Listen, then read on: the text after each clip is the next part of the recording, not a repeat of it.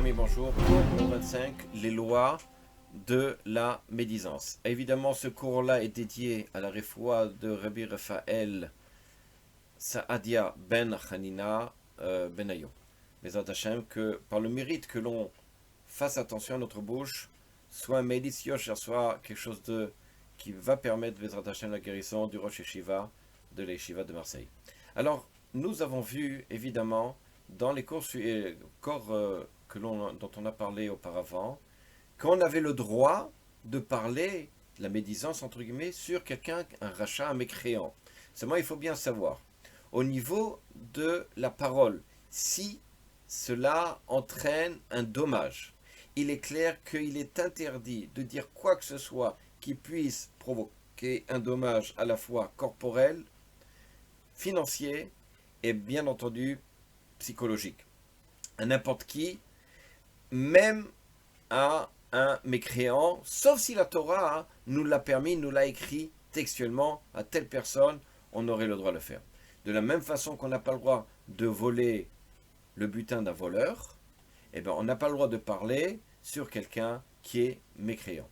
Maintenant, le Rav El-Shaïr à Kadosh, il nous parle comme ça, il nous dit quelque chose d'extraordinaire dans le Sefer Shemot, paragraphe 28 et le Passouk 35. C'est écrit comme ça, Va'aya, et il était sur Aaron à l'Aaron les charrettes pour, évidemment, servir à Kadosh Baruch Hu, Venishma kolo bebo à la Kodesh, et on a entendu sa voix, bebo, lorsqu'il est arrivé dans le Saint des Saints. Alors, lorsqu'il dit le Rav Shai, quelqu'un se permet de profaner sa bouche, de la rendre impure, ça devienne une immondice, ça devient sous-entendu une base, un réceptacle interdit. Les davar issour, de quelque chose qui est interdit. Alors comment peut-il se présenter devant Akadosh Baruch Hu avec cette bouche-là, avec cet ustensile-là magnifique qu'Akadosh Baruch Hu a donné, et de venir et de demander pardon sur ses fautes qu'il a fait, sur les fautes du peuple. Et si c'est pas qu'Akadosh Baruch Hu va se mettre en colère, comme ça il dit le Rav El-Shaïr, en disant mais qui peut se permettre de venir et de s'introduire dans le Saint des Saints avec une bouche pareille, Mukse Michamat Mius, comme ça il dit le Rav El-Shaïr, c'est une immondice qui rentre dans le Saint des Saints. Imaginez, comme il dit le Rav, que s'il y avait un serviteur du roi, il se présente devant lui avec des ustensiles, avec des habits qui sont déchirés. Simplement, imaginez que moi, maintenant, je viens avec une cravate, de trucs déchirés. Vous allez dire, bon, c'est vrai que c'est peut-être intéressant ou pas, mais en tout cas, franchement, ça ne donne pas envie de voir, etc. Mais raison de demander ici, on parle du serviteur, d'accord, d'un roi qui vient et qui veut servir le roi. Évidemment, le roi le voit et il va lui dire, évidemment, il risque de le condamner à mort pour simplement la façon dans laquelle il se présente devant lui. Alors, le Rav El-Shaï dit, raison de plus, si, comme ça, c'est pour quelqu'un, Bassar Vadam, quelqu'un de chair et de sang qui se présente devant le roi qui est de chair et de sang, et que le roi donc risque de le mettre à mort, alors raison de plus lorsque l'on se présente vis-à-vis d'Akadosh Baruch Hu.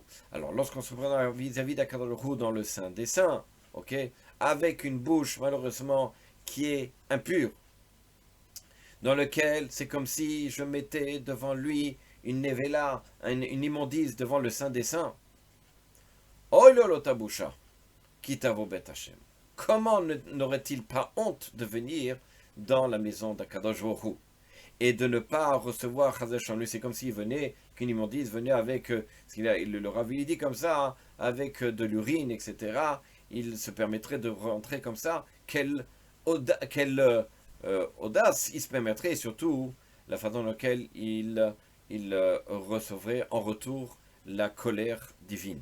Alors il est clair qu'une personne qui a un dibour, qui a une parole, encore une fois, de choulin, c'est-à-dire profane, et qui au lieu de justement de louer à Kadosh Baruch Hu sans arrêt, de faire attention, comme il est écrit justement dans l'Yerushalmi, dans la camarade de Yerushalmi, dans Brachot, Perek Aleph, dans le premier Perek, là-bas il est écrit que si une personne elle avait deux bouches, l'une pour parler de ses besoins personnels, l'une pour parler des besoins vis-à-vis d'Akadosh Baruch Hu, mais que maintenant, d'accord, notre bouche, c'est une seule, dans lequel on dise des choses impures, et que l'on veut, par la même occasion, aussi demander à Kadosh Baruch Hu certaines choses, alors comment peut-on se permettre à la fois de mettre en place des avocats dans le ciel et en même temps de mettre des accusateurs?